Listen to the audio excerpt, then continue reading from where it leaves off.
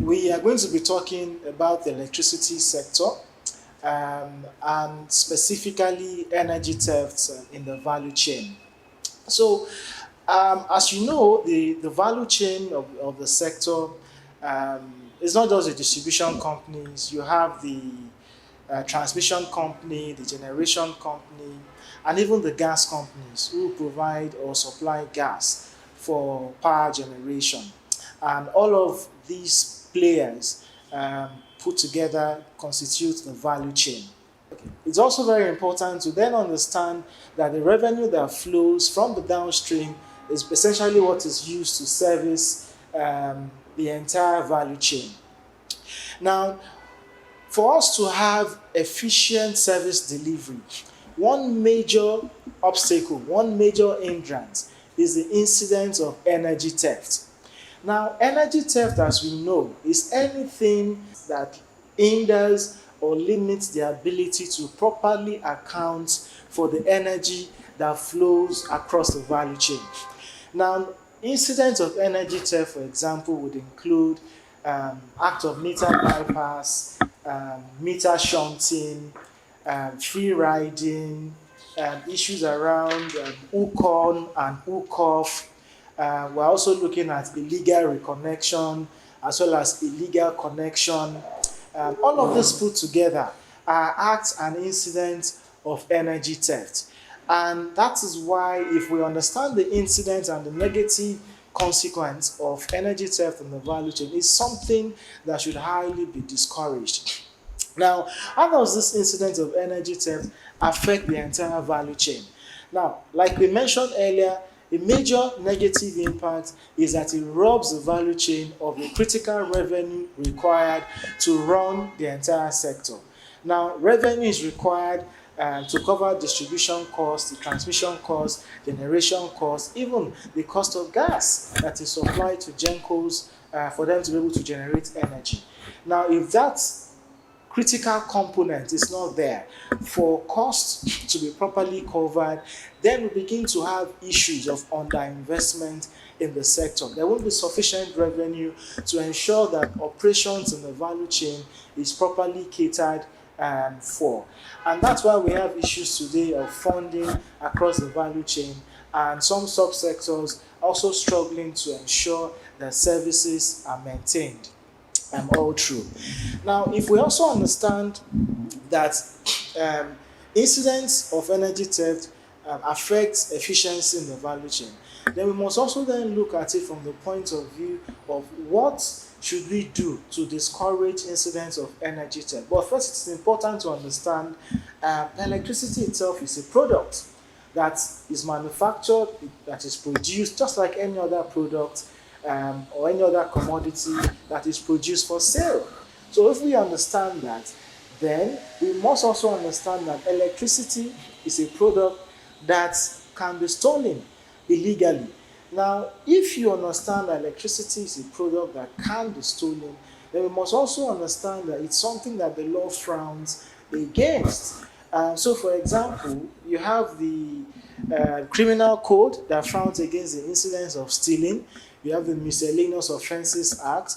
You have the Electricity Law of Lagos State, which contains robust provision against the act of energy theft. And so the law frowns against such behavior, such that if one is caught, the person is liable to be prosecuted and also jailed, in addition to fine and penalty that is provided for under the law. Now, from our experience, a lot of people say, oh, they are not aware that such law exists, they are not aware that it's a criminal offense, they are not aware. Of course, like we know, ignorance of the law is not an excuse. And you don't want to do anything that will put yourself in such tight corner, in such tight position, that would ridicule you in the right of well-meaning members of the society, of the community, of your association generally, just because you are ignorant. Apart from it being frowned at by the law, even morally, it is wrong to take something that does not belong to you, or to take something that is meant for the entire community and to use it in such a way simply because you want to avoid payment. And that's why, if we look at it even from the moral point of view, it is a no-no in any well organized society. And so if we also understand that it is a no-no, we must also look at it from the safety perspective. Now, we've had incidents, issues that happen where people are trying to bypass their meter and the meter explodes, burning down the entire house, affecting the transformer supplying power to the community, and it may even trip the feeder that supplies power to the entire neighborhood, the entire community, even be affecting customers outside of that particular feeder. We've had incidents where people are trying to do illegal reconnection, unauthorized connection, and electricity shock happens, and the person dies on the spot. And it becomes a criminal case that people are chasing the electrician who is dead, or the person who has died. It becomes a major criminal case, bordering on manslaughter, bordering on murder, and things like that. And so, if we look at it from the boomerang effects of this type of incidents and bad behavior, it's something that should be discouraged. Beyond the negative impact on all the players in the value chain, the communal impact itself, it is also not something that is not to be encouraged. When the transformer blows up because of tampering, or because of illegal connection, or even when the transformer itself is vandalized, it affects everybody. And as we know, it takes months, sometimes several weeks, to be able to get a new transformer to replace, or to get the critical spares that are damaged or impacted as a result of this type of bad behavior. And that's why our message to everyone is, it is not the duty of the value chain players alone, like the discos, to ensure electricity is provided.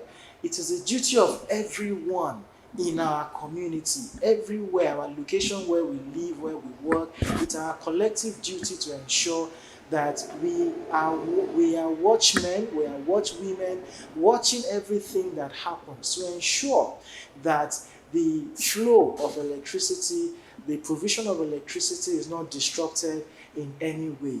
We all have that responsibility to ensure that services are not disrupted. Where we see this bad behavior, we have a duty to report it, to escalate it. There's a whistleblowing channel that can be utilized to report this bad behavior to the company directly, or even to the nearest police station, as the case may be. And the message ultimately is, we want to continue to provide this service as a distribution company, or even for all the players in the sector, to ensure that customers are happy. We have a mantra. We say customer first, technology now.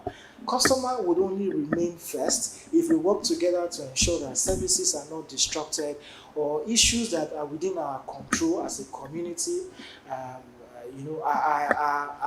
prioritized to ensure that services are not disrupted.